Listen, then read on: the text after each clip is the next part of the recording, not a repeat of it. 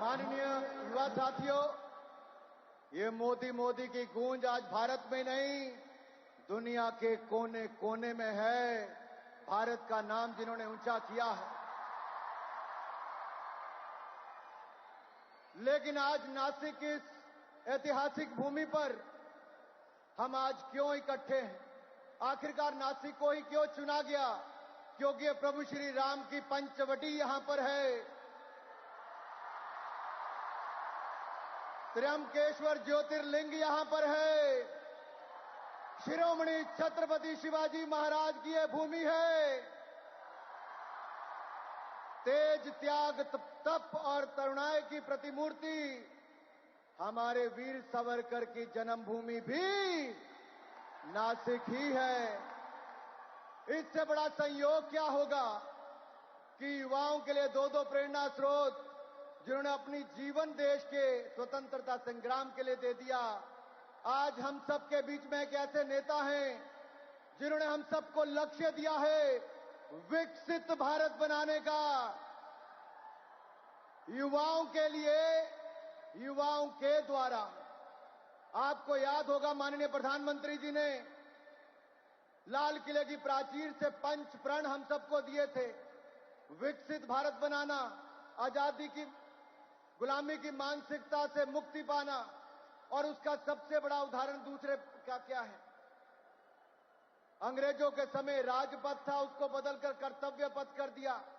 भव्य संसद भवन, नया पार्लियामेंट बनाकर दिया। यशो भूमि को बनाकर दिया। भारत मंडपम बनाया।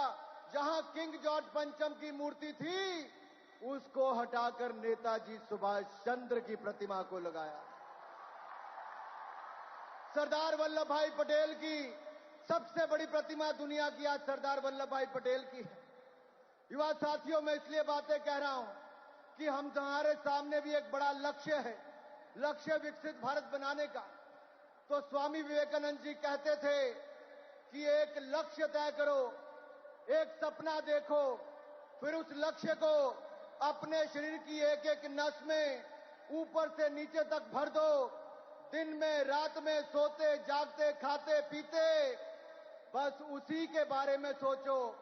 हर कृत्य उसी तरह करो जो आपके लक्ष्य की तरफ ले जाए। बाकी सारे सपने भूल जाओ। फिर आप देखोगे कि उस महान लक्ष्य को अपने सामने पूरा होते हुए आप देखोगे। मनुष्य के संकल्प से बड़ा कोई लक्ष्य नहीं होता। तो हमें भी एक लक्ष्य दिया माननीय प्रधानमंत्री जी ने, विकसित भारत बनाने का। तो मोदी जी ने जो ये विकसित भारत का लक्ष्य दिया है, राष्ट्र को विकास की ऊंचाइयों पर ले जाने का, खोए हुए वैभव को वापस दिलाने का, भारतवासियों को आत्मविश्वास के चरम शिखर पर ले जाने का।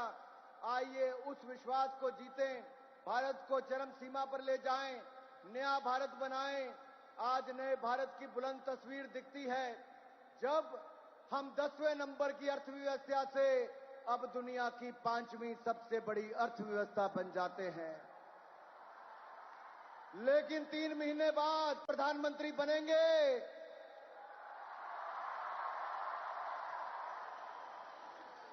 और जब तीसरी बार प्रधानमंत्री बनेंगे तो हम दुनिया की तीसरी सबसे बड़ी अर्थशक्ति बन जाएंगे।